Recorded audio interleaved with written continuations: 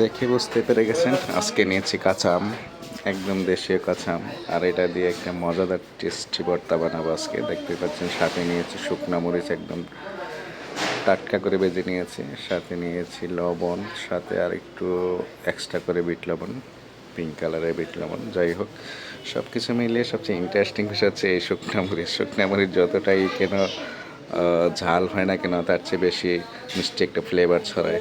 তো যার জন্য এগুলো সব একসাথে করে নিয়েছি। আজকে একটা মজাদার ভর্তা বানাবো, যেটা আপনাদের সাথেও শেয়ার করব। তো দেখতে পাচ্ছেন আমি সব কিছু একসাথে যেহেতু নিয়েছি, এখন শুকনা মরিচটাকে একটু গুঁড়ো করে নিব, যার জন্য লবণটার সাথে একটু একসাথে চূর্ণ করলে আর কি এটা ভালো করে একটা গুঁড়ো হয়।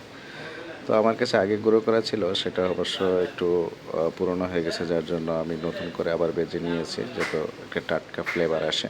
তো দেখতে পাচ্ছেন কত সুন্দর করে গুঁড়া করে নিয়েছি। আর আমি একসাথে মিক্স করে দিয়েছি। এটাতে চিনি আর লবণ একটু কম দেওয়া আছে, চিনি কারণ হচ্ছে চিনিটা একটু বেশি যার যার পরিমাণ মতো খেতে হয়। আমরা যেহেতু একটু চিনি কম খাই, সেজন্য চিনিটা একটু কম দেওয়া আছে। তা দেখতে পাচ্ছেন কতটা সুন্দর একটা ফ্লেভার আসতেছে।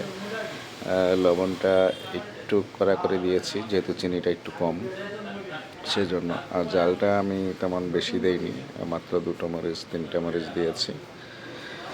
মশলা দেখতে পাচ্ছেন খুব সুন্দর একটা ভর্তা হয়ে গেছে।